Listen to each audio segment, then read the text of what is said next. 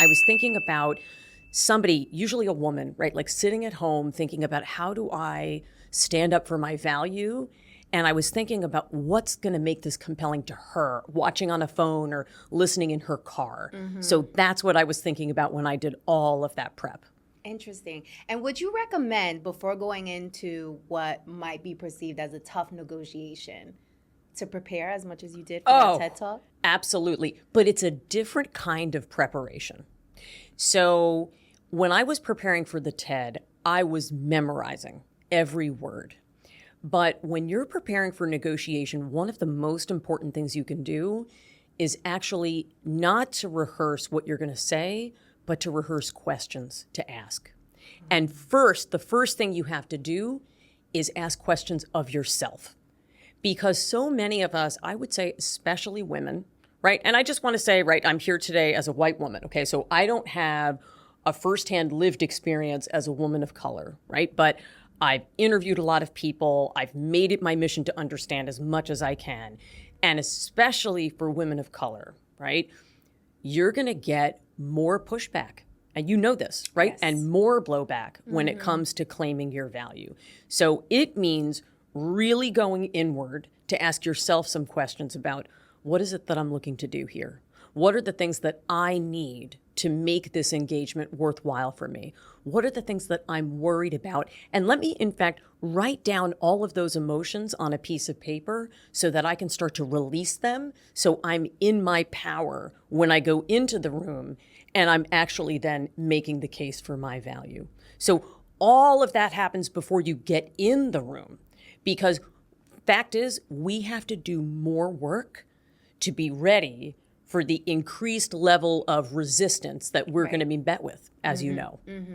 One of the things that I took away from your TED Talk, which I thought was like so spot on, was making sure that those questions are not, they're open-ended questions. Yes. So they're not like yes or no questions.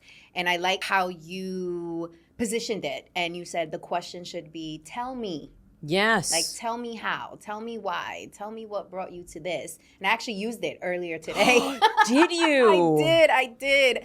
I'm like, I'm the tell me queen now, because I think that it just allows people to take down their defenses. And to your point, the curiosity comes out and people feel like, oh, we're collaborating now. Like, she's not interrogating me, or she's not like against me. Like, she's genuinely interested. Yes, a lot of it is fear. You know, people go in and they're ready for a battle on both sides. Right. And so anything we can do to take that down and set the conversation off in a different direction is not just going to make it feel better, it makes you more money. People who ask open-ended questions make more money. So you have a lot of entrepreneurs that listen to this show. Imagine, instead of going in and saying, hi, I'm Alex Carter, you know, I'm a speaker, I'm a trainer, and here are my packages and my credentials and the way I like to work with people. That is so incurious, right? It makes it sound like it's all about me. But you know what else that does when I'm saying I? It makes me sound junior. Right? Think about it. It's like the little dog in like a fight with the big dog trying to puff itself up, right? To look bigger. You actually look much more senior, seasoned, and in command when you're starting with questions like, Victoria, tell me about your company. Tell me about you as a founder.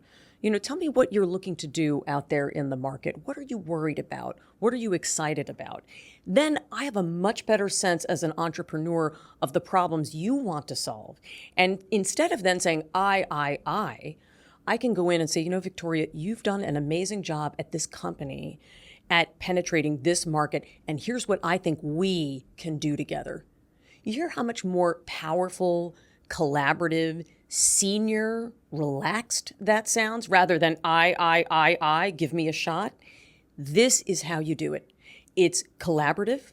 If you're a woman of color, it makes it much less likely that you're going to get that fragility, that blowback, and it keeps you grounded, powerful, and confident.